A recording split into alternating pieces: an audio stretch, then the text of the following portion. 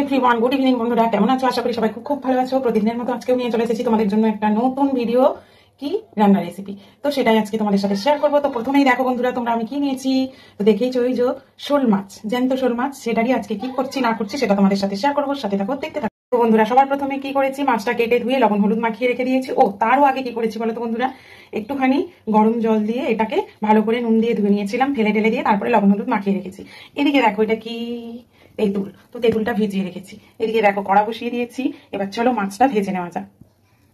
আগে 2 পিস রুই মাছ ভেজে নিয়েছি, কারণ শোল মাছ খাবে না যে, তার জন্য এই 2 পিস মাছ ভেজে নিয়েছি। এবার ভাজবো এটা। তো চলো প্রথমে মাথাগুলো ভেজে নিই মাছের। তো মাছের মাথাগুলো প্রথমে ভেজে নিচ্ছি, তারপরে ওই মাছগুলো ভাজবো। মাছের মাথাগুলো ভেজে নিয়েছি, তুলে নিচ্ছি এবার। তো এবার বাকি মাছগুলো ভেজে নেবো। তো প্রতিদিনের মতো আজকে তোমাদের সাথে একটুখানি গল্প করতে চলে এসেছি। তো হ্যাঁ বন্ধুরা, প্রতিদিন যা করি সেটাই করছি। আর আমার ভিডিও তোমাদের কেমন লাগছে অবশ্যই কমেন্টের মাধ্যমে জানাবে। আজকেও কিন্তু একদম একটা নতুন রেসিপি বানাচ্ছি। কি বলতো সেই রেসিপিটা? শোল মাছের তেঁতুল টক। তো কেউ খেয়েছো? যদি না খেয়ে থাকো অবশ্যই কমেন্ট করবে, আর যদি খেয়ে থাকো তাহলেও কমেন্ট করবে। আর আমি কিভাবে করছি তো সেটা প্রথম থেকে শেষ অবধি ভিডিওটা দেখবে। আর হ্যাঁ বন্ধুরা, ভালোবাসা দিতে ভুলো না কিন্তু, সবাই সবাইকে ভালোবাসা দেবে। আর একটাই কথা, ভিডিওটা প্রথম থেকে শেষ অবধি দেখবে, শুধু আমার না, সবার ভিডিও সবাই শেষ অবধি দেখবে, নাহলে কিন্তু ফেসবুক রাগ করবে। কি এটা জানো তো? তো চলো পুরো ভিডিওটা দেখো। এগুলো ভাজা হয়ে গেছে, খুব সুন্দর করে ভেজে নিয়েছি কড়া কড়া করে।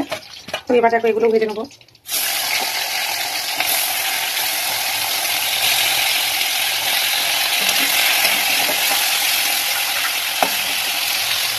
তো কমপ্লিট ভাজা। এদিকে দেখো, এই যে তেঁতুলটা পুরো ভালো করে গুলে ছাঁকনি দিয়ে ছেঁকে নিয়েছি, তারপরে দিয়েছি 3টে কাঁচা লঙ্কা, স্বাদ মতো লবণটাও কিন্তু এর মধ্যে দিয়ে দিয়েছি, লবণ হলুদ আর লঙ্কার গুঁড়ো এর মধ্যেই দিয়েছি। আর এখানে দেবো দেখো, এই দেখো কালো সর্ষে ফোড়ন আর 5 ফোড়ন আছে, আর 2টো শুকনো লঙ্কা। এই দেখো তেল গরম হয়ে গেছে, দিয়ে দিলাম।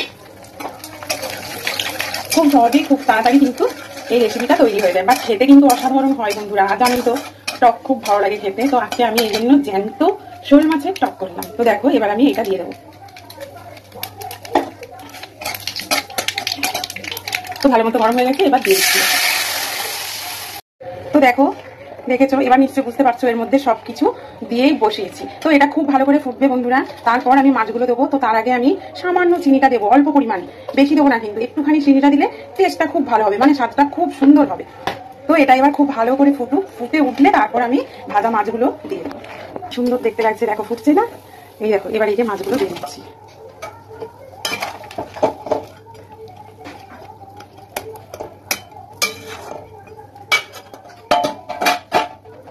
তো এটা একটুক্ষণ হবে, গ্যাসটা আমি সিমে করে দেবো।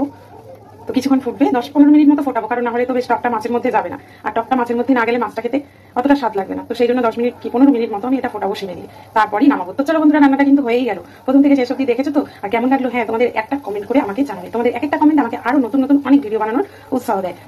এই দেখো এরকম কিন্তু নামাবো, কারণ আমি মাছগুলো এত কড়া করে ভেজেছি। তো এইটা যদি এরকম না রাখি, এই গ্রেভিটা যদি না রাখি, তাহলে একদমই শুকনো হয়ে যাবে। তো এটাকে আমি নামিয়ে নিলে, তারপর রেখে দিলে ঠান্ডা হয়ে গেলে কিন্তু বসে যাবে। তো বন্ধুরা, রান্নাটা অলরেডি কমপ্লিট। তো তোমরা তো দেখলেই কিভাবে রান্নাটা করলাম। তো আমি এবার দেখো তুলে নিচ্ছি, কিছুটা তুলে নিয়েছি। আর এই দেখো, তো তোমাদের কেমন লাগলো অবশ্যই কমেন্ট করে জানাবে। যদি ভালো লাগে তাহলে লাইক করো, কমেন্ট করো, বেশি বেশি করে শেয়ার করো। তো চলো বন্ধুরা, সবাই সুস্থ থাকো, ভালো থাকো, দেখা হচ্ছে নেক্সট ভিডিওতে খুব তাড়াতাড়ি। তো টাটা।